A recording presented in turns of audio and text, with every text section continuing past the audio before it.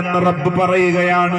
ആരുടെ മീസാനിലെ ഭാരമാണോ, നന്മയുടെ ഭാരമാണോ കൂടുന്നത്, ഫഉലൈക ഹുമുൽ മുഫ്ലിഹൂൻ, അവനാണ് വിജയിക്കാൻ കഴിയുക. ഫമൻ ഖഫ്ഫത് മവാസീനുഹു ഫഉലൈക അല്ലദീന ഖസിറു അൻഫുസഹും, ആരുടെ നന്മയുടെ ഭാഗമാണോ താഴ്ന്നു പോയത്, ആരുടെ തിന്മയുടെ ഭാഗമാണോ താഴ്ന്നു പോയത്, അവരെ പറ്റി പറയുകയാണ്. നന്മയുടെ ഭാഗം, ആ നന്മയുടെ ഭാഗത്തിന് ഭാരം കുറഞ്ഞു വന്നാൽ അവരെ പറ്റി പറയുകയാണ്, അവരാണ് പരാജയപ്പെട്ടവര്. ഫീ ജഹന്നമ ഖാലിദൂൻ, അവർ അവിടെ പരാജിതരായി ശാശ്വതരായി കഴിയുകയും ചെയ്യുന്നതാണ്. അല്ലാഹു കാത്തുരക്ഷിക്കുമാറാകട്ടെ. ആരാണിത്? റബ്ബിന്റെ അനുഗ്രഹങ്ങളൊക്കെ ആസ്വദിച്ചും അനുഭവിച്ചും റബ്ബിനെ ധിക്കരിച്ച് ജീവിക്കുന്ന ആളുകളുടെ അവസ്ഥ പറയാ. അവരാണ് പരാജിതർ, അവരാണ് പരാജിതർ. തൽഫഹു വുജൂഹഹും അന്നാർ വഹും ഫീഹാ കാലിഹൂൻ, അവരുടെ മുഖമാകെ തീയാളി പിടിക്കുകയും അവസാനം ഇളിച്ചു നിൽക്കുന്ന രൂപത്തിലായിരിക്കും അവരുണ്ടാവുക. നമ്മൾ കണ്ടിട്ടില്ലേ, ശരീരത്തെ മുഖത്തെ മാംസമൊക്കെ പോയ ഒരാളെ കാണുമ്പോൾ നമ്മള് ഈ തലയോട്ടി മാത്രം കാണുന്ന സമയത്തൊക്കെ രണ്ട് മുകളിലും താഴെയുമുള്ള പല്ലിങ്ങനെ ഇളിച്ചു നിൽക്കുന്നത് പോലെ, ഇതുപോലെയാണ് നരകത്തിന്റെ ശക്തമായ തീ കൊണ്ടുള്ള ശിക്ഷയേൽക്കുന്ന സമയത്ത് അവിടെ ഓരോരുത്തരുടെയും അവസ്ഥയെന്ന് അല്ലാഹു റബ്ബുൽ ഇസ്സത്ത് പറഞ്ഞു വെച്ചിട്ടുണ്ട്. അപ്പോ നന്മയോടെ നന്മയെ ലക്ഷ്യമാക്കി ആളുകൾക്ക് നന്മ ചെയ്ത് റബ്ബിന് വിധേയപ്പെട്ട് ജീവിക്കുന്നവർക്ക് വലിയ മഹത്തായ പ്രതിഫലവും റബ്ബിന്റെ അനുഭവങ്ങളൊക്കെയും ആസ്വാദനങ്ങളൊക്കെയും അവന് എതിരായി ഉപയോഗപ്പെടുത്തി ജീവിച്ച് മരിച്ചു കഴിയുമ്പോൾ വലിയ കഠിനമായ ശിക്ഷയുമാണ്. അവിടെ മരണവുമില്ല, ജീവിതവും ഇല്ല.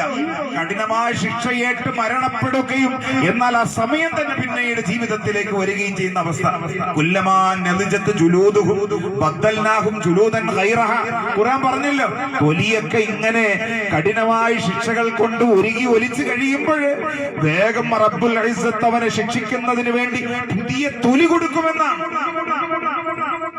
നമ്മളിവിടെ പുട്ടിയിട്ട്, നമ്മളിവിടെ ഫേഷ്യൽ ചെയ്ത്, നമ്മളിവിടെ മിനുക്കി ലിപ്സ്റ്റിക് ഇട്ടൊക്കെയും സമൂഹത്തിന്റെ മുൻപിൽ അണിഞ്ഞൊരുങ്ങി പാടില്ലാത്ത വിധം പ്രത്യക്ഷപ്പെട്ട ആ മേനി നീ മറ്റുള്ളവർക്ക് മുൻപിൽ പ്രദർശിപ്പിക്കാൻ വേണ്ടി ഒരുക്കിയ ശരീരം റബ്ബുൽ ആലമീൻ കരിച്ച് നിന്റെ തൊലിയൊക്കെയും ശരീരത്തിൽ നിന്ന് അടർത്തി ഒഴുക്കുമെന്ന് ഖാലല്ലാഹു അസ്സ വജൽ.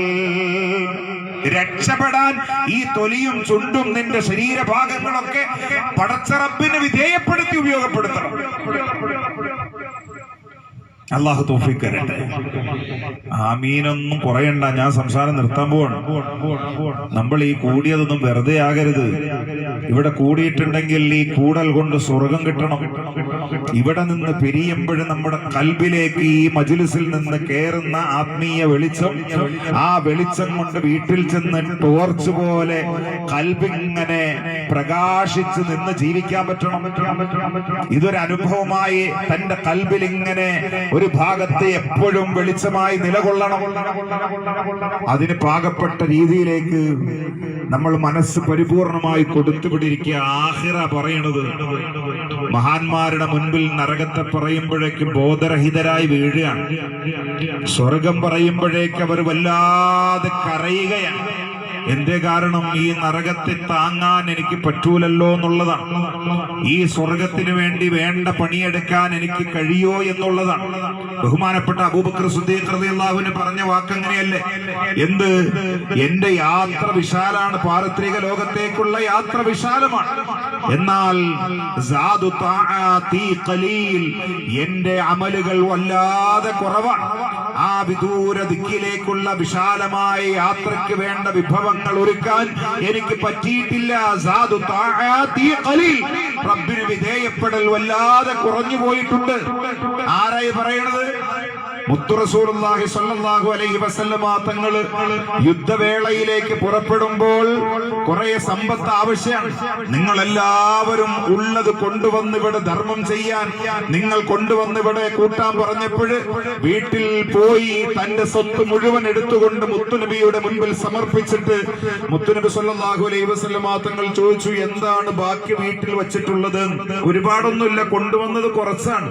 പക്ഷേ അബൂബക്കർ സിദ്ദീഖ് റളിയല്ലാഹു അൻഹു മുത്തുനബിയോട് പറഞ്ഞത്, മുത്തുനബിയെ, ഞാൻ അല്ലാഹുവിനെയും അവന്റെ റസൂലിനെയും ബാക്കി വച്ചിട്ടുണ്ട്, ബാക്കി എല്ലാം ഇങ്ങോട്ട് കൊണ്ടുവന്നിരിക്കുകയാണ് എന്നാണ്.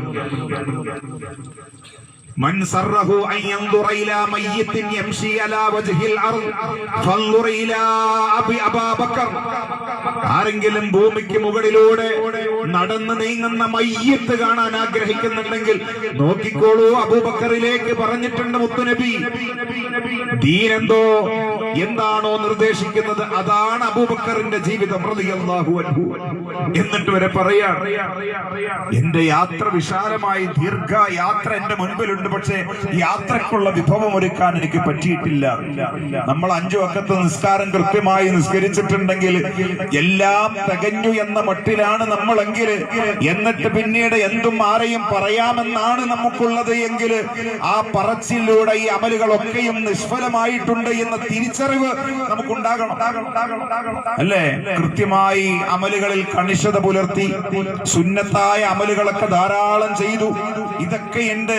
പിന്നെ എന്ത് വർത്തമാനവും പറയാമെന്നുള്ള ചിന്ത തന്നെ ഒന്ന് വന്നുപോയാൽ ഒന്ന് ഓർത്തോക്കി. ഏറ്റവും ചുരുക്കം തന്റെ അമ്മായിയെ പറ്റിയുള്ള പരാതി തന്റെ വീട്ടിൽ പറയുമ്പോൾ, ഗീബത്ത് പറയുമ്പോൾ, മരുമകളെ പറ്റി പറയുമ്പോൾ ആ ഒരൊറ്റ വാക്ക്, ആ ഒരു വാക്ക് കൊണ്ട് തന്നെ നിന്റെ അമലുകൾ മുഴുവൻ നിഷ്ഫലമാകുന്ന ഒരു സാഹചര്യമുണ്ട്.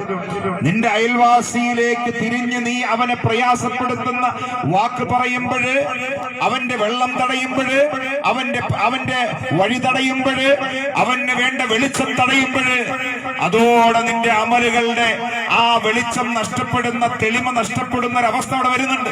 മുത്തുനബിയുടെ അരികിൽ വന്നിട്ട് ഒരു പെണ്ണിനെ പറ്റി പറഞ്ഞല്ലോ, നബിയെ, ഒരു പെണ്ണിനെ പറ്റി ആളുകൾ ഇങ്ങനെ പറയാറുണ്ട്. എന്താ പറയണത്? അവൾ ധാരാളം നിസ്കരിക്കുന്നവളാണ്, ധാരാളം നോമ്പ് നോൽക്കുന്നവളാണ്, ധാരാളം സ്വതക്ക ചെയ്യുന്നവളാണ്. എന്നാൽ അവൾക്കൊരു സ്വഭാവമുണ്ട്, തുഅ്ദീ ജീറാനഹാ. അവളുടെ അയൽവാസിയെ അവൾ പ്രയാസപ്പെടുത്തും, ബിലിസാനിഹാ. അവളുടെ നാവ് കൊണ്ട് അയൽവാസിയെ പ്രയാസപ്പെടുത്തുന്നവളാണ്. അവരെ കല്ല് വെച്ചെറിയലല്ല, ആക്രമിക്കലല്ല, അയൽവാസിയെ പറ്റി ഇവൾ ചീത്ത പറയലാണ്, അവളുടെ ഗീബത്ത് പറയലാണ്. മുത്തുനബി സല്ലല്ലാഹു അലൈഹി വസല്ലമ തങ്ങള് ആയിരക്കണക്കിന് റക്അത്തുകൾ നിസ്കരിക്കുന്ന ഈ പെണ്ണിനെ പറ്റി പറഞ്ഞത്, ഹിയ ഫിന്നാർ, അവള് നരകത്തിലാണ്. ഇത് തന്നെയാണ് നിങ്ങളുടെ അവസ്ഥ. നിസ്കാരം നോമ്പൊക്കെ ഉണ്ട് എന്ന വാക്കിനെ സൂക്ഷിക്കാൻ കഴിയുന്നില്ല. നാവിനെ ഉപയോഗപ്പെടുത്തുമ്പോൾ നരകത്തെ പറ്റി അവൾ ചിന്തിക്കുന്നില്ല.